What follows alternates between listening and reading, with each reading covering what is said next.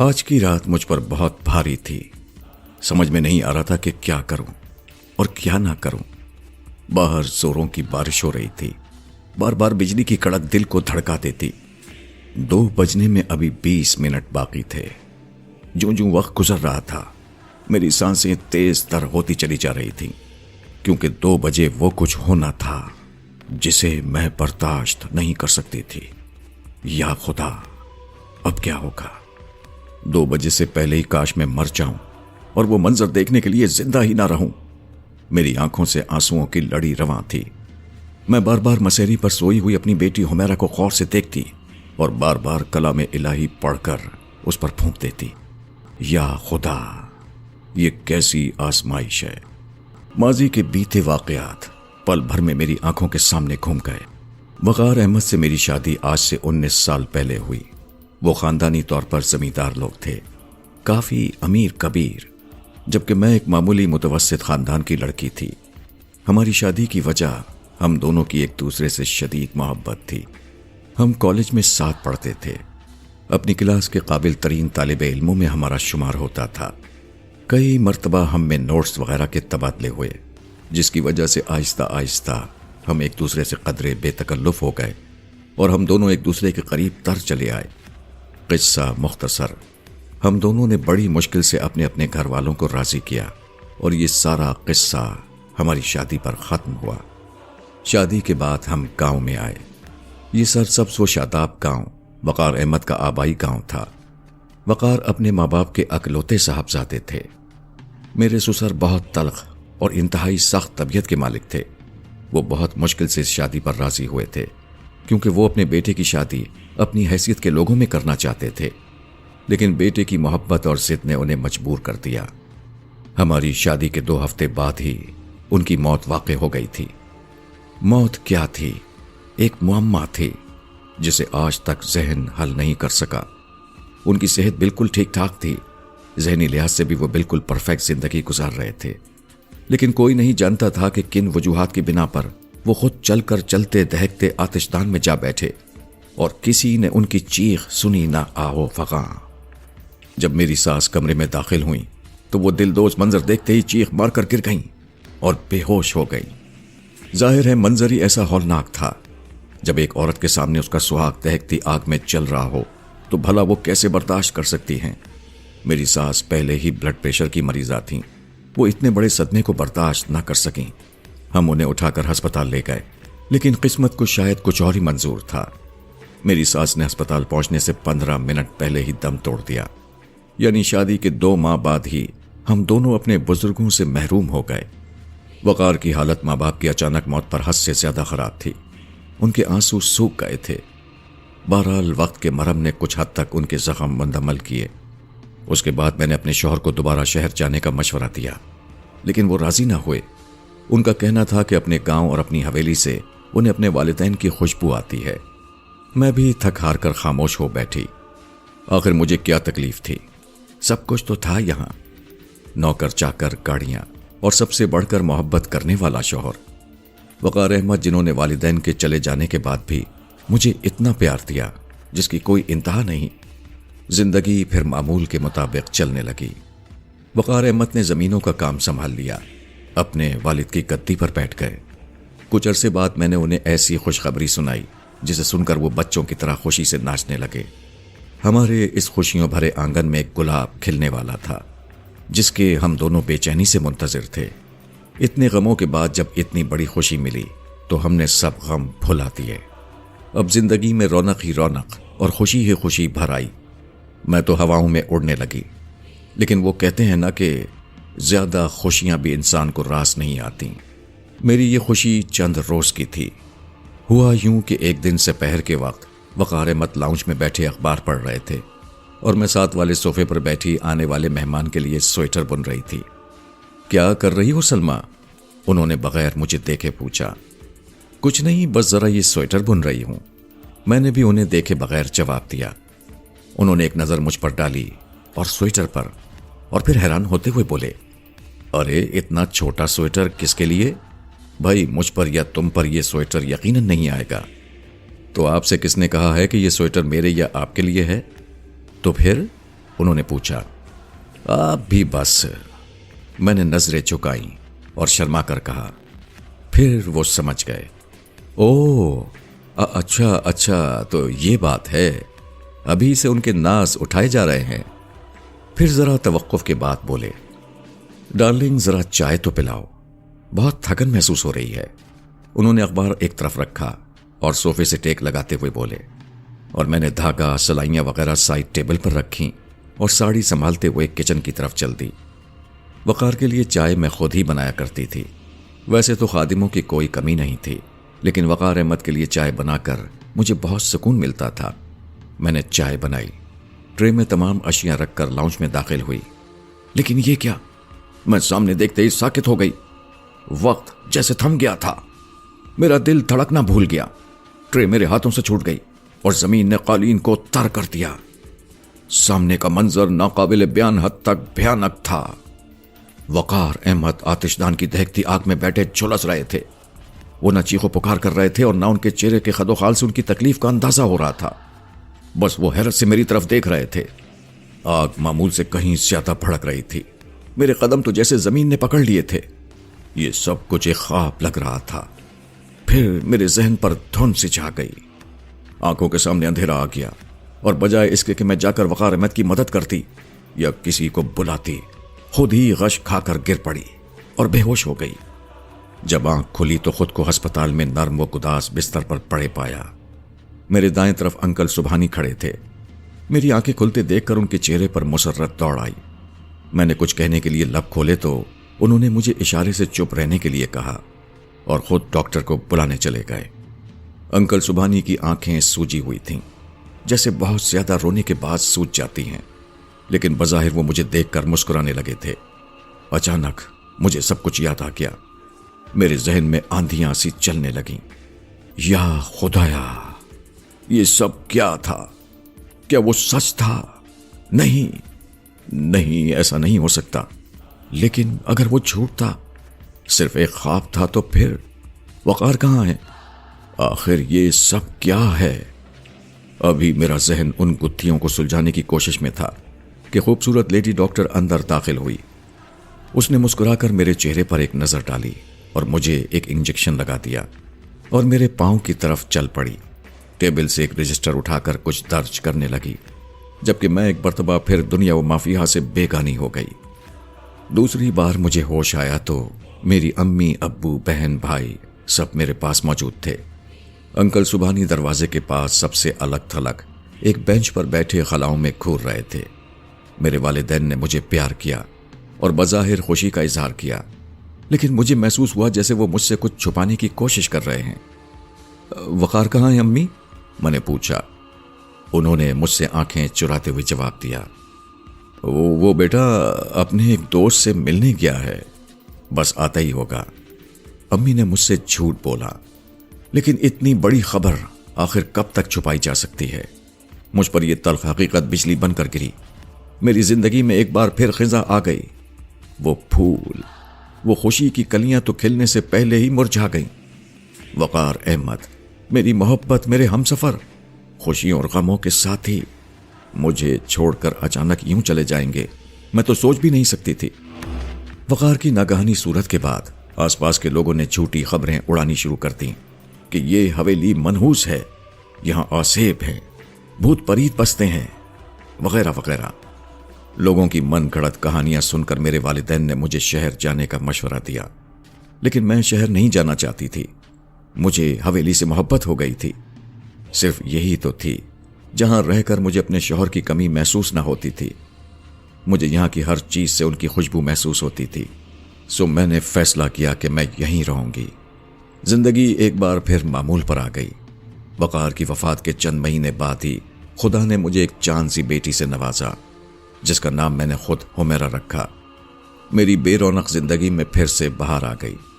میرے گھر والے پیدائش سے کچھ عرصے پہلے سے ہی حویلی میں ٹھہرے ہوئے تھے۔ سب بہت خوش تھے۔ بہت سے لوگ آس پاس سے بھی مبارکباد دینے کے لیے آئے۔ حویلی کو پھولوں سے سجایا گیا، غریبوں میں کھانا تقسیم ہوا۔ غرض ہر طرف رونق ہی رونق اور خوشی کا سما تھا۔ گھر والے چند ہفتے رک کر پھر واپس چلے گئے اور حویلی پھر سے خالی ہو گئی۔ حویلی کے ملازمین بھی مجھ سے اجازت لے کر اپنے اپنے گھروں کو چلے گئے، کیونکہ لوگوں کی من گھڑت افواہوں کی وجہ سے اس حویلی سے لوگ خوف محسوس کرنے لگے تھے۔ لیکن میں مطمئن تھی اور ذرا بھی خوف زدہ نہیں تھی، کیونکہ میرے سامنے کبھی کوئی انہونا واقعہ پیش نہیں آیا تھا۔ مگر میرا ذہن اکثر وقار احمد اور سسر کی ناگہانی موت کے بارے میں سوچتا تھا کہ آخر کیا وجہ تھی کہ وہ بغیر کچھ سوچے سمجھے دہکتے آتش دان میں جا بیٹھے۔ آخر کیوں؟ اس کیوں کا جواب کسی کے پاس نہیں تھا۔ بہرحال اب میرے ذہن میں یہ خیالات کم ہی آتے تھے، کیونکہ میں اپنی حمیرہ کے ساتھ بہت خوش تھی۔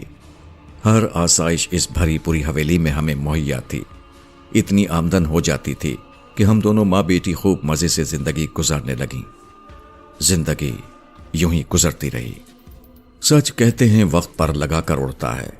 میری حمیرہ نے میٹرک کر لیا اور وہ جوان ہو گئی۔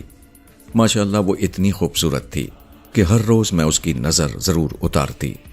ذہانت تو اسے ورثے میں ملی تھی۔ وہ اکثر مجھ سے اپنے باپ کے بارے میں پوچھتی تو میری آنکھیں بھیگ جاتی، پھر خود ہی میرے گلے میں باہیں ڈال کر کہتی، امی آپ نے مجھے اتنا پیار دیا ہے کہ کبھی باپ کی کمی محسوس نہ ہوئی۔ اور پھر میں بے اختیار اسے گلے سے لگا کر پیار کرتی۔ جب وہ ایف اے میں داخل ہوئی تو حویلی میں کچھ عجیب واقعات رونما ہونے لگے۔ اتنا طویل عرصہ میں نے اس حویلی میں گزارا، لیکن مجھے کبھی کوئی خوف محسوس نہیں ہوا۔ لیکن آج کل مجھے محسوس ہوا جیسے حویلی میں ہمارے علاوہ کوئی تیسری نادیدہ ہستی بھی موجود ہے جو حمیرہ کو نقصان پہنچانا چاہتی ہے۔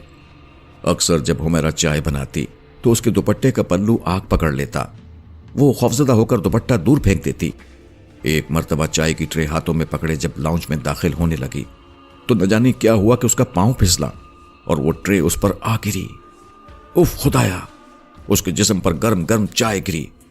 وہ تو خدا کا شکر ہوا کہ جسم زیادہ نہیں چلا، صرف ہاتھ کونیوں تک چلے، لیکن اسے بہت زیادہ تکلیف ہو رہی تھی۔ میں اسے اس حالت میں دیکھ کر رو پڑی۔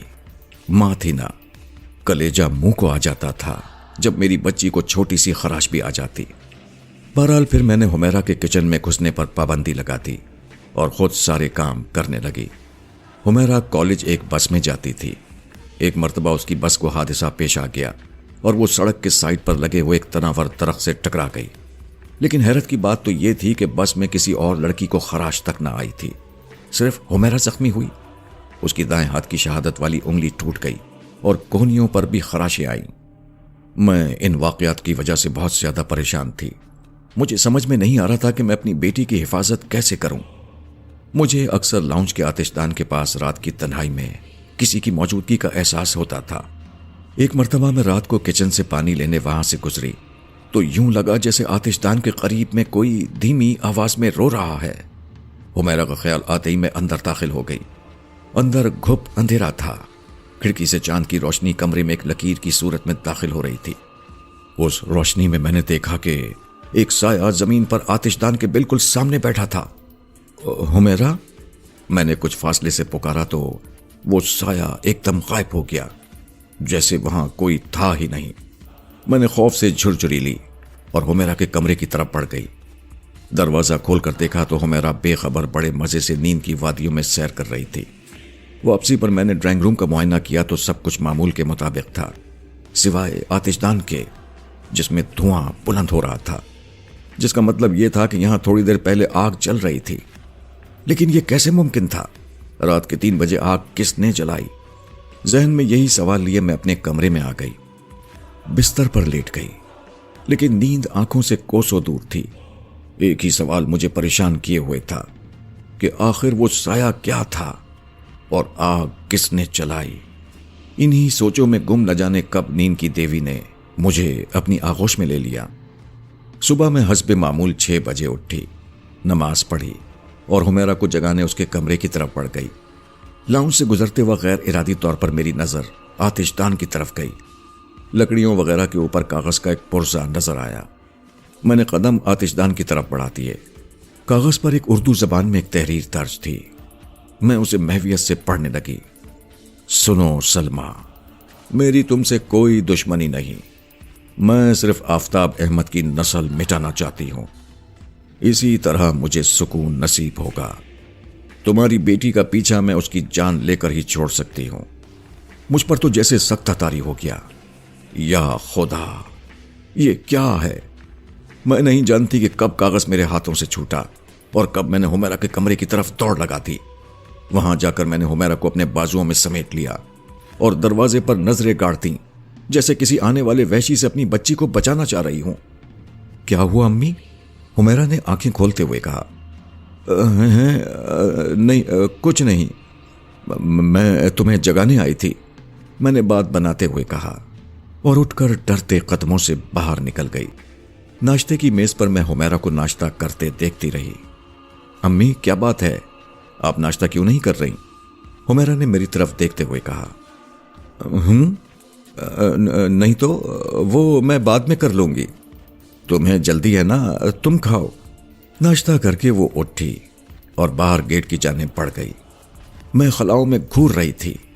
اچانک مجھے خیال آیا کیوں نہ حمیرہ کو لے کر شہر چلی جاؤں، لیکن اس کے فائنل امتحانات ہونے والے تھے۔ وہاں کس کالج میں داخلہ کراؤں گی؟ حمیرہ کا تو سال ضائع ہو جائے گا۔ انکل سبحانی بھی اپنی وائف کے ساتھ انگلینڈ ریسرچ کے لیے چلے گئے تھے، ورنہ ان کے ہاں چلی جاتی۔ کیوں نہ امی اور بہن کو یہاں بلوا لوں؟ یہ سوچ کر میں نے ٹیلی فون کے نمبر ڈائل کرنا شروع کیے۔ ہیلو، دوسری طرف سے آواز سنائی تھی۔ ہیلو امی، میں سلمہ بول رہی ہوں۔ کیا حال ہے سلمہ؟ بڑے دن بعد فون کیا۔ حمیرہ کیسی ہے؟ وہ بالکل ٹھیک ہے امی۔ بیٹی تم کچھ دنوں کے لیے ادھر آ جاؤ نا، تمہارے ابو بہت یاد کرتے ہیں تم لوگوں کو۔ امی وہ حمیرہ کے امتحان ہونے والے ہیں نا، پھر آؤں گی۔ آپ کیوں نہیں آ جاتی کچھ روز کے لیے میرے پاس؟ میں نے کہا تو وہ بولیں، ارے بیٹا کیا بتاؤں، میں تو تمہارے بھائی کی طرف سے بڑی فکر مند ہوں، وہ آج کل اچھے دوستوں کی صحبت میں نہیں بیٹھتا۔ کیوں امی، کیا ہوا انہیں؟ بس بیٹا وہ بھٹک گیا ہے، برائی کے راستے پر ہے۔ کل تمہارے ابو نے خود اسے سلطان کے اڈے پر چرس پیتے دیکھا تھا، تب سے وہ بہت پریشان ہے، ان کی طبیعت بھی ٹھیک نہیں ہے۔ اوہ اچھا امی، وہ عائشہ کہاں ہے؟ بیٹا وہ اپنے دوستوں کے ساتھ کالج ٹور پر مری گئی ہے، 1 ہفتے بعد لوٹے گی۔ اوہ اچھا امی، میں حمیرہ کے امتحان کے بعد چکر لگاؤں گی، آپ ابو کو میرا سلام کہیے گا۔ اچھا بیٹا، حمیرہ کو میرا پیار دینا۔ جی اچھا امی، اللہ حافظ۔ اور میں نے ریسیور کریڈل پر رکھ دیا۔ سارا دن بس یہ سوچتے گزر گیا کہ کیا کروں۔ رات ہوئی تو ڈر خوف نے آن گھیرا۔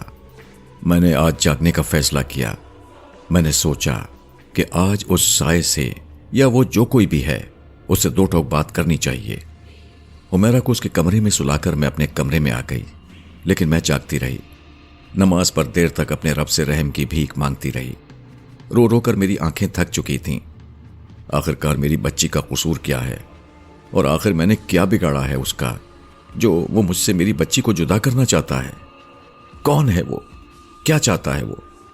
میں یہی سوچ رہی تھی کہ اچانک مجھے لاؤنج میں کسی کے چلنے کی آہٹ محسوس ہوئی۔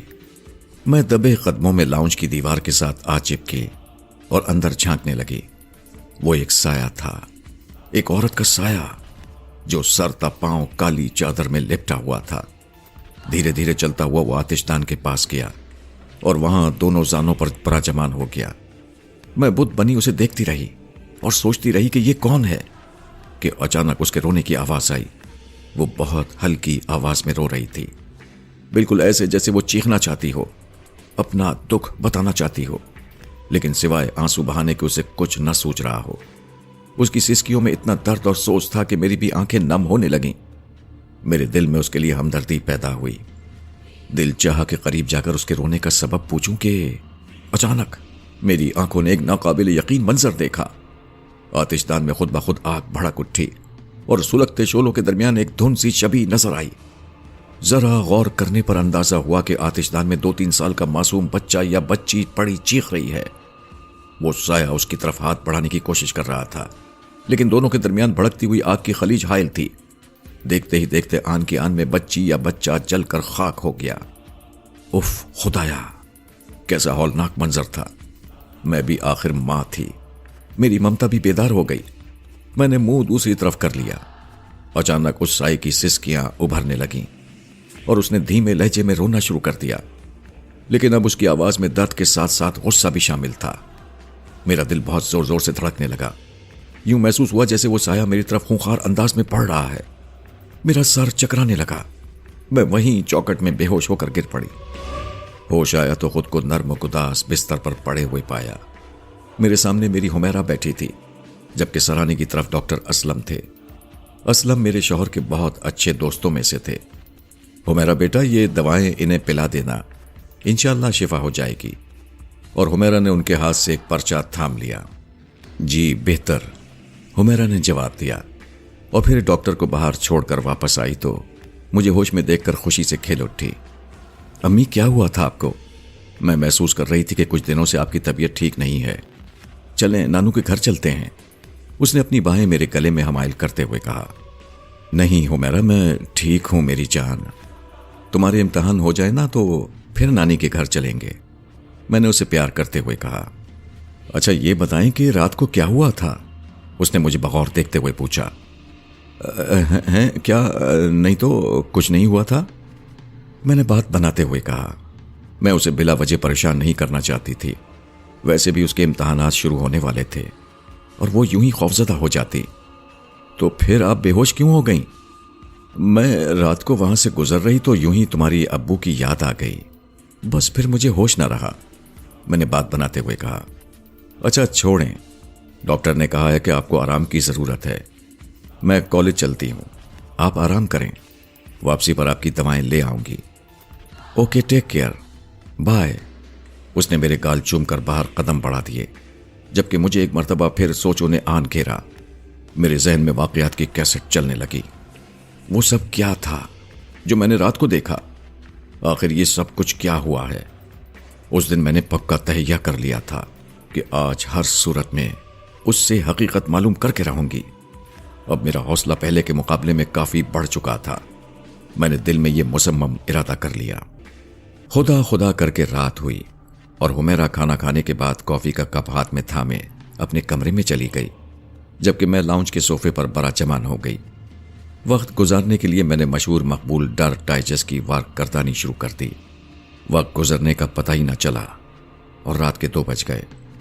اچانک ایک کھٹکے سے میں چونک گئی اور میں نے دروازے کی چوکٹ پر نظریں گاڑ دیں۔ اسی لمحے وہ سایہ اندر داخل ہوا۔ وہ سر تا پاؤں کالی چادر میں ملبوس کسی عورت کا سایہ بہت خوفناک دکھائی دے رہا تھا۔ اس کا چہرہ چادر میں لپٹا ہوا تھا، لیکن اس کے لمبے بالوں کی لٹیں باہر جھول رہی تھیں، جس سے اندازہ ہوتا تھا کہ اس کے بال انتہائی بے ترتیب اور بکھرے ہوئے ہیں۔ رات کے پچھلے پہر ایک سایہ، ایک خوفناک سایہ میرے سامنے تھا۔ آپ اندازہ کر سکتے ہیں کہ کتنا دہشتناک منظر ہوگا۔ بہرحال وہ معمول کے مطابق بغیر ادھر ادھر دیکھے آتش دان کی طرف بڑھنے لگی۔ میں تو جیسے اسے نظر ہی نہ آئی۔ وہ یوں ہی آتش دان کے سامنے بیٹھی۔ میں نے ہمت کر کے دریافت کیا، کون ہو تم؟ اس نے بغیر میری طرف دیکھے کہا، مجھے معلوم تھا کہ تم مجھ سے بات ضرور کرو گی، لیکن یہ سن لو کہ میں حمیرہ کی جان لے کر رہوں گی، چاہے کچھ بھی ہو جائے۔ میں نے خوف سے جھرجھری لی اور ایک مرتبہ پھر خاموشی کے سکوت کو توڑا۔ آخر کیوں؟ اس نے تمہارا کیا بگاڑا ہے؟ تم کہتی ہو اس نے میرا کیا بگاڑا ہے؟ اس نے میری طرف دیکھتے ہوئے کہا۔ اوف خدایا! اس کی آنکھوں میں آگ کے انگارے دیکھ کر میں تو کیا میری روح تک لرز گئی۔ کیا بگاڑا تھا میری شمائلہ نے آفتاب احمد کا؟ کس جرم کی سزا ملی تھی میری بچی کو؟ اور اس کی آنکھوں سے آنسو رواں ہو گئے۔ کچھ دیر خاموش رہی۔ اس نے اپنا سر گھٹنوں میں دے رکھا تھا۔ اچانک اس نے سر اٹھایا اور غصے سے بولی، ختم کر دوں گی، نہیں چھوڑوں گی میں اس کی نسل کو، سب کو ختم کر دوں گی، ہاں سب کو۔ اور میری طرف دیکھنے لگی جیسے ابھی مجھ پر جھپٹ پڑے گی۔ میں نے اپنی مٹھی مضبوطی سے بھینچ لی جس میں حسب معمول میری تسبیح موجود تھی۔ نہ جانے کیوں رات کے اس پہر اس عجیب الخلقت مخلوق سے ہم کلام ہو کر مجھے وہ خوف محسوس نہ ہوا جو عام آدمی کو ہوتا۔ میں یقین سے کہتی ہوں کہ اگر کوئی اور ہوتا تو اس وقت اس کی روح کوہ قاف کی وادیوں کی سیر کر رہی ہوتی۔ شاید یہ اللہ تعالیٰ کے ذکر کی بدولت تھا، یا شاید تسبیح کے ساتھ کی کرامت تھی کہ میں اس سے دوبارہ گویا ہوئی۔ تم جو کوئی بھی ہو مجھے بہت دکھی معلوم ہوتی ہو، بولو تمہارے ساتھ کیا ہوا تھا؟ کیا ہے تمہاری داستان؟ किस आग में जल रही हो तुम? बताओ, आज मुझे सब कुछ बता डालो। न जाने मुझ में इतनी हिम्मत कहां से आ गई। मुझे अपने कानों पर यकीन ना आया कि यह सब मैंने ही कहा है। मेरा नाम फरहाना है। उसने अपनी दास्तान शुरू की, जैसे वो भी किसी को अपनी दास्तान गम सुनाने के लिए तरस रही हो। मैं इसी गांव के गरीब मजदूर के घर में पैदा हुई। मैं अपने वालिदैन की अकलौती और लाडली बेटी थी। मेरी मंगनी बचपन ही से मेरे मामूजात इरफान से तय हो चुकी थी। जब हम जवान हुए तो हमें एक दूसरे से शदीद मोहब्बत हो गई। इरफान मेरे ख्वाबों का शहजादा था। खूबसूरती में मैं भी कम ना थी। हम रोज पुराने कुएं के पास छुप कर मिलते थे।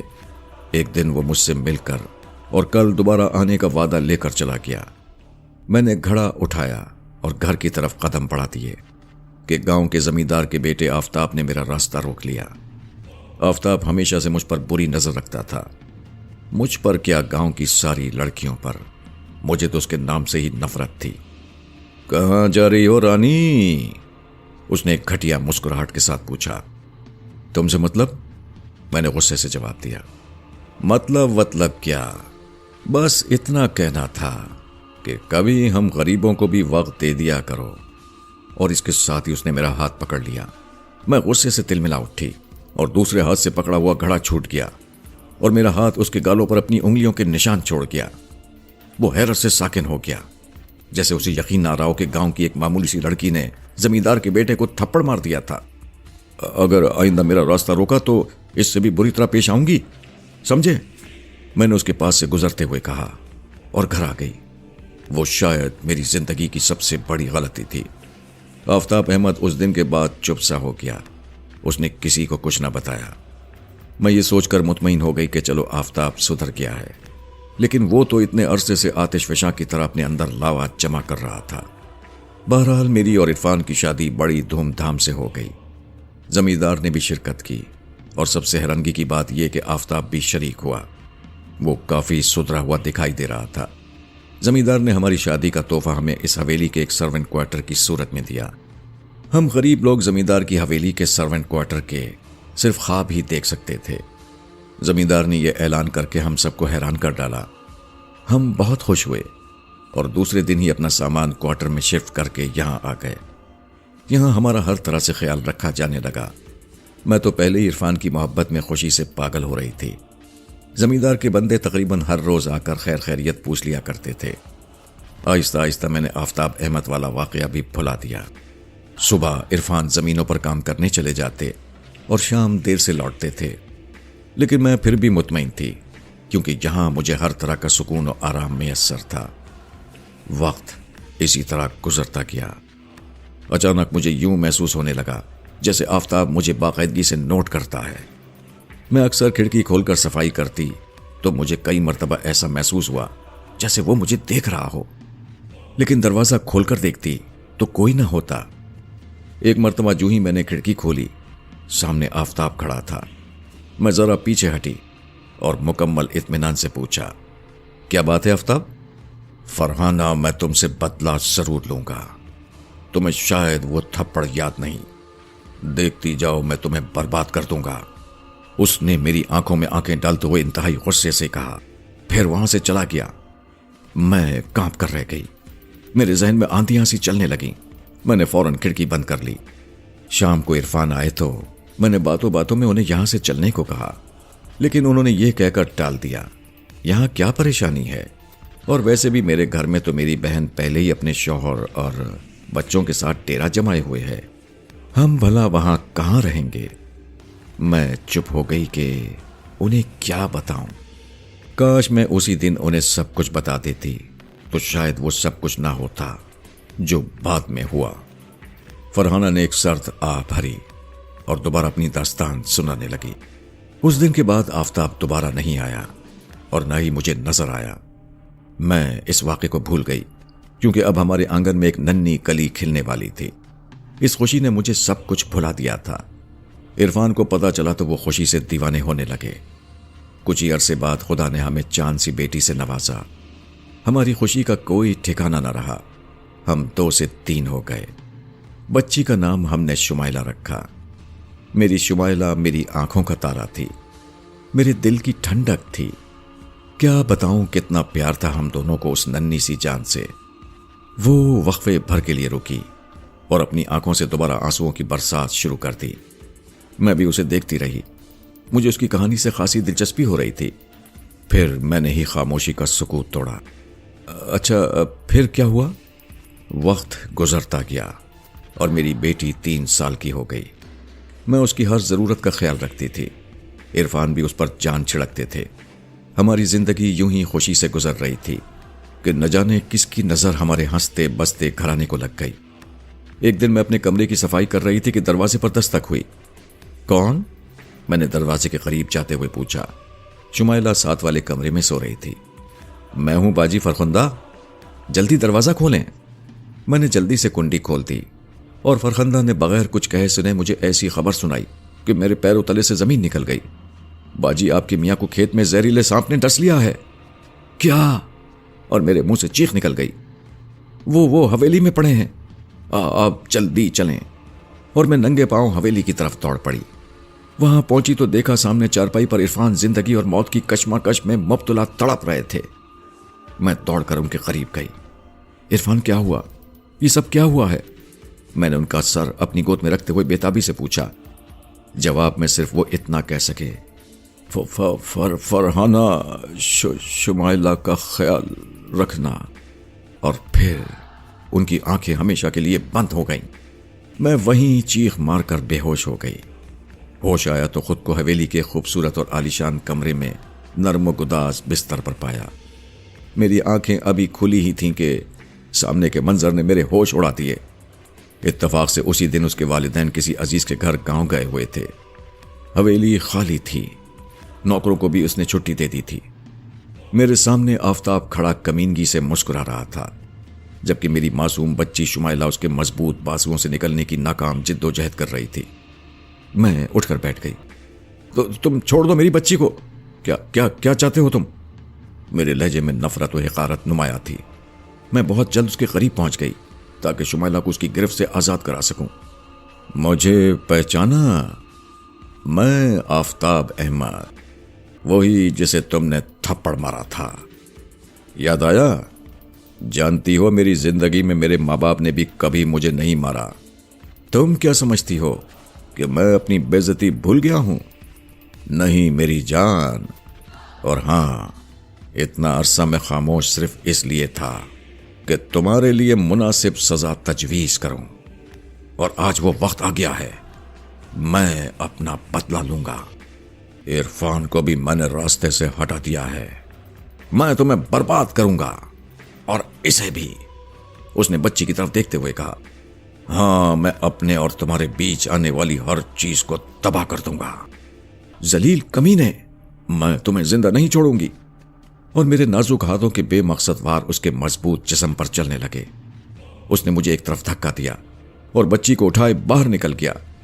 جاتے وقت اس نے اتنی زور سے دروازہ بند کیا کہ میرے کئی مرتبہ زور لگانے پر بھی دروازہ نہ کھلا، اور میں محض دروازہ پیٹتی رہ گئی۔ چھوڑ دے میری بچی کو، خدا کے لیے چھوڑ دے۔ میں چیختی رہی، تڑپتی رہی، لیکن اس بھیڑیے پر بھلا کیوں اثر ہونا تھا؟ میری سمجھ میں نہیں آ رہا تھا کہ کیا کروں۔ میں نے کمرے میں ادھر ادھر نظریں دوڑائیں۔ سائڈ ٹیبل پر ایک لمبی سی سلاخ پڑی نظر آئی۔ مجھے نہیں معلوم کہ وہاں کس نے رکھی، اور نہ یہ سوچنے کہ میرے پاس وقت تھا۔ میں نے فوراً سلاخ اٹھائی اور دروازے کے لاک میں گھسا کر اسے کھولنے کی کوشش کرنے لگی۔ تھوڑی ہی دیر میں کامیابی نے میری کوشش کا ماتھا چوما اور دروازہ کھل گیا۔ میں پاگلوں کی طرح حویلی کے کمروں میں اپنی بچی کو تلاش کرتے ہوئے اور آوازیں دیتے ہوئے دوڑ رہی تھی۔ میری حالت بہت بری ہو رہی تھی۔ سر کے بال بکھر گئے تھے، چہرہ آنسوؤں کی وجہ سے شدید مرجھا گیا تھا۔ دوڑتے دوڑتے میں لاؤنج کی طرف بڑھ گئی۔ وہاں کا منظر دیکھ کر گویا میں سچ مچ پاگل ہو گئی۔ میری پھولوں جیسی بچی، جو مجھے جان سے بھی زیادہ عزیز تھی، آتش دان میں جل رہی تھی۔ تکلیف کی شدت سے وہ تڑپ رہی تھی، لیکن جب تک میں اس کے قریب پہنچی، اس کی آخری چیخیں تقریباً ختم ہو چکی تھیں، اور وہاں صرف اس کا کوئلہ جسم تھا۔ اس کے بعد میں سچ مچ پاگل ہو گئی۔ میں قہقہ مار کر ہنسی اور پھر خود ہی روتی، اور پھر اچانک غصے سے اٹھ کر میں نے باہر دوڑ لگا تھی، کیونکہ مجھے آفتاب کو ڈھونڈنا تھا۔ میں ہوش و حواس سے بیگانی ہو کر سڑک تک دوڑتی چلی آئی۔ مجھے خیال ہی نہ رہا کہ کب میں ریلوے لائن پر پہنچ چکی اور کب ریل مجھے کچلتی ہوئی آگے نکل گئی۔ اتنا کہہ کر وہ خاموش ہو گئی، لیکن یقین کیجئے اس کی دردناک کہانی سن کر میری آنکھیں بھیگ گئیں۔ اوف، کتنا بڑا صدمہ تھا! اس کی روح کو واقعی چین کیسے آ سکتا تھا؟ میں نے دل ہی دل میں سوچا کہ اچانک اس کی غسیلی آواز کانپ اٹھی، نہیں چھوڑوں گی، اب میں اس کی نسلوں کو بھی نہیں چھوڑوں گی، سب کو اسی آتش دان میں جلاؤں گی جس میں میری شمائلہ جلی تھی۔ پھر 1 منٹ کے وقفے کے بعد میری طرف خونخوار نگاہوں سے دیکھتے ہوئے بولی، سلمیٰ، کل رات 2 بجے میں تمہاری بچی کو، آفتاب کی نسل کو مٹا دوں گی، پھر مجھے سکون نصیب ہوگا۔ ہاں، کل میں ضرور آؤں گی، میرا انتقام کل ختم ہو جائے گا، اور تم بھاگنے کی بھی کوشش مت کرنا، کیونکہ تمہارے بھاگنے کے سارے راستے میں بند کر چکی ہوں۔ وہ قہقہ لگاتی ہوئی باہر نکل گئی، جبکہ میں ناقابل فراموش اور ناقابل برداشت مصیبت میں پھنس گئی۔ یا اللہ، یہ سب کیا ہے؟ آخر اس میں میرا کیا قصور ہے؟ میری حمیرہ کا کیا قصور ہے؟ میں سوچتی رہی اور نہ جانے کب نیند کی باہوں میں چلی گئی۔ صبح مجھے حمیرہ نے جگایا۔ امی اٹھیں کیا؟ اب تک سو رہی ہیں؟ آج آپ نے نماز بھی نہیں پڑھی؟ اوہ، تو کیا میں اب تک سوتی رہی تھی؟ میں نے گھڑی پر نظر ڈالتے ہوئے کہا، تم کالج نہیں گئی؟ اوہ امی، کیا ہو گیا ہے آپ کو؟ آج چھٹی ہے بھائی، اس نے مجھے دیکھتے ہوئے جواب دیا، اور میں اٹھ کر فریش ہونے چلی گئی۔ باتھ روم میں مجھے رات کا واقعہ یاد آنے لگا۔ کتنی دردناک کہانی تھی فرحانہ کی۔ میں نے سوچا اور اچانک سوچ کر لرز گئی، کیا اب وہ میری بچی کو؟ میرے خدا، میں کیا کروں؟ دن یوں ہی سوچنے میں گزر گیا۔ حمیرہ کی فرینڈز آج چھٹی منانے کے لیے حویلی آ گئی تھیں، اس لیے دن کو خوب رونق لگ رہی تھی، لیکن میرے دماغ میں تو آندیاں سی چل رہی تھیں۔ جوں جوں رات قریب آ رہی تھی، میرے دل میں ہول اٹھ رہے تھے، یا اللہ اب کیا ہوگا؟ بس تو ہی میری بچی کی حفاظت کرنا۔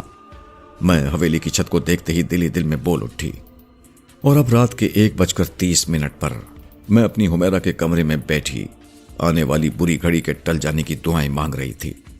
میری نظر حمیرہ پر اور دوسری گھڑی کی سوئیوں پر پڑی۔ میں الفاظ میں بیان نہیں کر سکتی کہ میری کیفیت کیا ہے۔ میں اکیلی کر بھی کیا سکتی ہوں سوائے دعاؤں کے۔ پھر اچانک ایک خیال کے ذہن میں آتے ہی میں قدرے مطمئن ہو گئی۔ میں حمیرہ سے اب مزید 1 لمحہ بھی دور نہیں رہنا چاہتی تھی، اس لیے اس کے سو جانے کے فوراً بعد میں اس کے کمرے میں چلی آئی۔ ابھی میں آنے والی گھڑی کی پیچیدگیوں کے بارے میں سوچ ہی رہی تھی کہ اچانک گھڑی نے 2 بجنے کا اعلان کر دیا۔ اچانک ہی کمرے میں دھواں سا اٹھنے لگا۔ تسبیح حسب معمول میرے ہاتھ میں تھی۔ چند سیکنڈ بعد ہی دھواں چھٹا اور وہاں ایک انتہائی خوبصورت عورت کالی چادر میں ملبوس دکھائی دی۔ خوبصورت میں نے اس لیے کہا کہ آج خلاف معمول اس کا چہرہ بے نقاب تھا۔ اس کا معصوم نکھرا ہوا چہرہ بہت ہی پرکشش تھا۔ آج اس دنیا میں میری آخری رات ہے، میرا وقت ختم ہوا، اور تیری بیٹی کا بھی، اس نے حمیرہ کو دیکھتے ہوئے کہا۔ اس کی آواز میں ایک گرج تھی جس سے میں گھبرا گئی۔ حیرت انگیز طور پر حمیرہ بے خبر پڑی سوتی رہی، جیسے اس نے کوئی آواز ہی نہ سنی ہو۔ پھر فرحانہ حمیرہ کی طرف بڑھنے لگی۔ نہیں، خدا کے لیے نہیں، فرحانہ میری بچی کو چھوڑ دو، خدا کے لیے۔ میں نے تمہارا کیا بگاڑا ہے؟ آخر مجھے کیوں بے اولاد کرنا چاہتی ہو؟ میں اٹھتے ہوئے چلائی۔ وہ رک گئی اور میری طرف دیکھتے ہوئے بولی، یہ تمہاری بیٹی نہیں، آفتاب کی نسل ہے، اسے ختم کر کے ہی مجھے سکون ملے گا۔ تم میرے راستے میں مت آؤ، ورنہ تمہارا انجام بھی اچھا نہیں ہوگا۔ اس کی آنکھوں میں انتقام کے شعلے بھڑک رہے تھے، اس کے لہجے میں درندگی اور سختی تھی۔ وہ دوبارہ حمیرہ کی طرف بڑھنے لگی۔ میری کوشش بیکار ہو گئی تھی، لہٰذا آخری مرتبہ کوشش کرنے کا ارادہ کیا اور اس کے سامنے 2 زانو ہو کر بیٹھ گئی۔ نہیں فرحانہ، تمہیں تمہاری ممتا کا واسطہ، تمہیں تمہاری مری ہوئی بچی کا واسطہ۔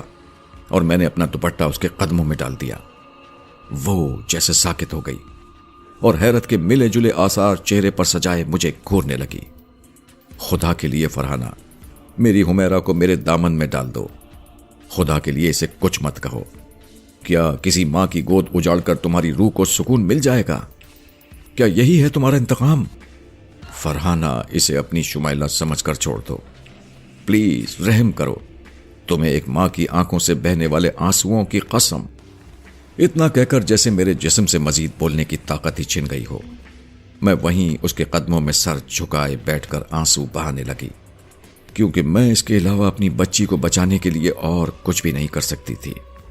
میری یہ حالت دیکھ کر شاید فرحانہ بھی آبدیدہ ہو گئی۔ اٹھ جاؤ سلمہ، تم جیتی میں ہاری۔ آج ایک ماں نے دوسری ماں کے انتقام کو اپنے آنسوؤں سے زیر کر دیا۔ جاؤ خوش رہو تم دونوں، میرے سکون کے لیے دعا کرنا۔ اس نے ایک پیار بھری نظر سوئی ہوئی حمیرہ پر ڈالی اور ہوا میں تحلیل ہو گئی۔